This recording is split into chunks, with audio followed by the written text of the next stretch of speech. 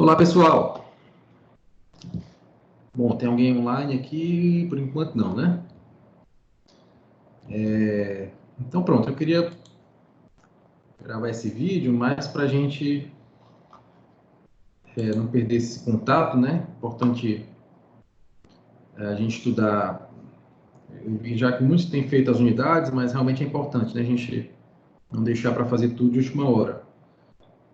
E aí eu queria pegar pelo menos uma unidade aí por semana para a gente ir discutindo e acompanhando o andamento de vocês. Tá bom? A gente está aqui agora na unidade 2. É isso? Unidade 2, que daria mais ênfase à programação imperativa. Esse primeiro módulo é todo dedicado a isso, né? Programação imperativa estruturada, né? E aí, por mais que você já conheça, tenha experiência, né? A gente está falando aqui linguagem C, né? Você já conhece. Nosso objetivo na disciplina é conhecer os fundamentos, né? Então, é bacana que você conheça a linguagem, mas nosso objetivo aqui é realmente explorar mais os fundamentos. Então, no desafio, por exemplo, dessa unidade 2, eu já vi que muitos responderam, né? Ele trata aqui de uma situação em que você diz assim, né? No projeto, seu desafio será construir um sistema responsável por automatizar as rotinas de planejamento e controle de produção da linha de produção. As características do ambiente exigem que o programa execute rotinas de reprogramação da linha de produção, sem grande necessidade de interface gráfica, nem preocupações com integrações, por exemplo, e que rode em computadores cujos recursos de hardware são poucos, como memória CPU. Então, você sugere a implementação em determinada linguagem após analisar as características de software e os requisitos. Qual linguagem você sugere e como você utilizaria a programação imperativa por meio da linguagem para entender esse cenário, né? Então é isso. Lembra que o desafio, você não precisa responder de bate-pronto, não. Você vai estudar a unidade, depois você volta para o desafio e responde.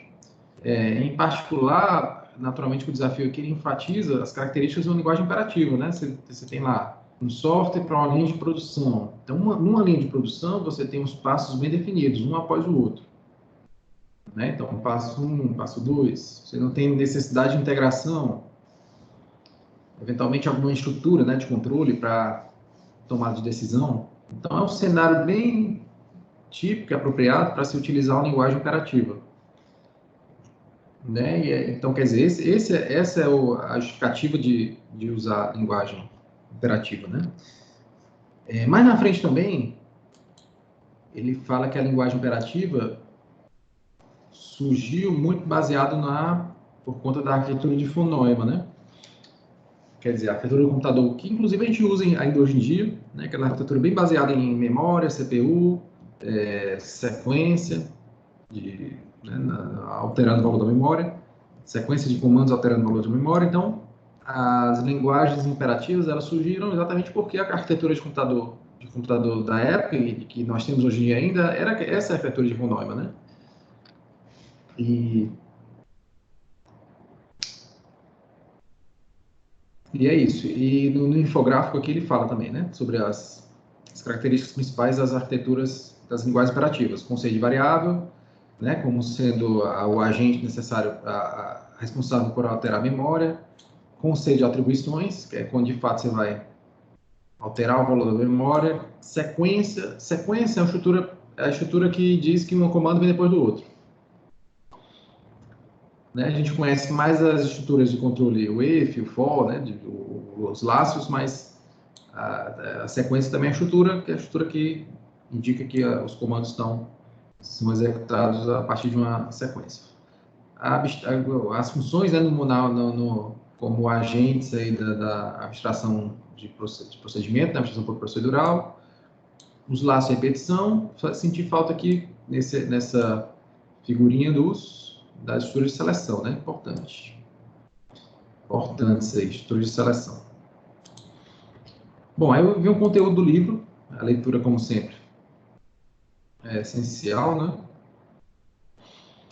Bom, nesse capítulo ele fala, obviamente, da programação imperativa, aquela coisa que eu havia comentado. A arquitetura de von Neumann é aquela Os computadores têm avançado no ponto de vista tecnológico, rádio velocidade e capacidade, mas a arquitetura é a mesma. Talvez com computação quântica isso mude um pouco, né? Aí realmente vai ser outro cenário. Mas com a nossa computação convencional, a gente ainda está preso a esse modelo, né? Então você tem a memória, que vai armazenar as instruções e os dados. Essa memória é a memória RAM, né? Não é memória de disco, não.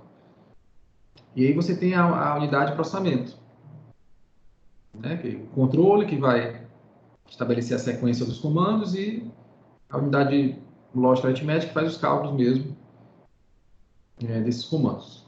A gente vê um pouquinho disso lá em arquitetura de computadores, não é isso? E o reflexo disso aqui são as linguagens imperativas. Certo? Bom, as estruturas, né, básicas das linguagens imperativas, esses conceitos são importantes para a gente conhecer para as nossas avaliações. Estruturas de controle, que a gente já comentou, entrada e saída. Manipulação e exceção não é algo tão usual, né, nas linguagens imperativas. Você vai ter mais a abstração procedural, que é o conceito de módulo, procedimento. Expressões e atribuição, né, que tem a ver aqui com a manipulação das variáveis. Suporte às bibliotecas também dentro aí do conceito modular, né? O procedimento, digamos assim, é um módulo de escopo menor, e a biblioteca é uma coleção de procedimentos. Tá certo? Aqui está mais dentro da programação estruturada, né? Também também é imperativo. Então é isso. O livro ele dá um exemplo aqui na linguagem C, define aqui uma estrutura, em seguida instancia a estrutura. Bom, aqui ele usa bem a ideia de ponteiro, mas o fato é que ele quer mostrar aqui que claramente ele está lidando aqui com a sequência de passos e fazendo aí atribuições, modificando valores da memória, indiretamente, né, usando os ponteiros. Bom, mais na frente ele dá alguns exemplos também com outras linguagens. Obviamente que a gente vai querer que você aprenda outras linguagens, é mais para mostrar para você que linguagens de um mesmo paradigma compartilham o mesmo desenho, né? Mesma forma de funcionar. Tá certo? Então, essa unidade é uma unidade relativamente tranquila, porque, como eu disse, a gente, no nosso dia a dia, já conhece bastante, né? Esses conceitos. Tá bom? A última unidade aqui será a unidade 3. Vou deixar para falar um pouquinho mais na frente. Uma coisa que eu não tinha comentado, eu acho que não tinha comentado ainda, sobre o nosso projeto, né? Projeto AVP1. Para cada módulo, a gente vai ter um projeto. O projeto AVP1 é um projeto que enfatiza o uso das linguagens, obviamente, estruturada, operativa estruturada, né? E aí, eu escolhi uma linguagem, que é a linguagem Scratch, mais para a gente fugir um pouco da linguagem que a gente usa no dia a dia. E, como eu disse, o nosso objetivo aqui nesse módulo 1, explorar o que tem naquele paradigma. Né? Então, é possível que na unidade 1 você não tenha, não encontre muitas novidades, né? Você vai usar um if, você vai usar um for, você vai usar variável, então são coisas que a gente já conhece no nosso dia a dia. O Scratch, ele vai proporcionar um uso um pouco diferente disso, mas o conceito é o mesmo que você já conhece. Tá bom? Então, esse projeto vale um ponto. Nos outros módulos, a gente vai ter programações de outras modalidades, né? A partir de outros paradigmas. Tá bom? Lembra também do roteiro de estudo, que a gente criou aí para você, como sendo realmente a base para a VP1, né? Que vai acontecer lá na segunda semana de março, terceira semana de março.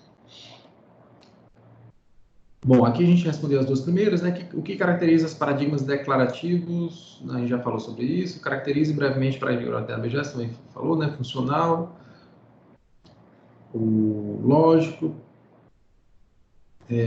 Por que se pode dizer que a programação procedural é a evolução da programação binária, né? Procedural, né? A binária é aquela que lida diretamente com a memória, né? Quer dizer, ele muda diretamente o valor da memória e não organiza os códigos em módulos. Importante, né? E a programação procedural faz exatamente isso. Ele pega teu código e organiza em módulos, seja estrutura de controle, seja em procedimentos. Bom, dentro das linguagens imperativas, aqui é especificamente a parte de linguagens imperativas. Define a estrutura de controle. Então, isso aqui é né, aquela leiturazinha que você fez do livro, você já consegue matar isso aqui. Estrutura de controle são as estruturas que alteram o fluxo de execução do programa. Estrutura sequencial, sequência, estrutura de seleção, usa aí uma condições, né, para poder alterar o fluxo, e as estruturas de repetição, que usa a ideia de iteração para alterar o fluxo.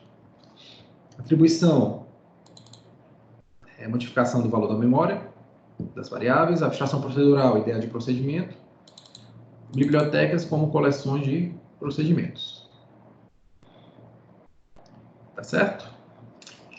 Então é isso. Então, precisando, né, de algum apoio, lembra de me procurar. Eu dou sempre preferência ao Teams, né, porque no Teams você consegue aí compartilhar a sua dúvida com os demais colegas, os colegas conseguem ver também a sua dúvida, e a gente consegue ter um ambiente um pouco mais interativo, né? Tá bom? Então é isso. Bom final de semana. Próxima semana nós nos vemos de novo. Valeu!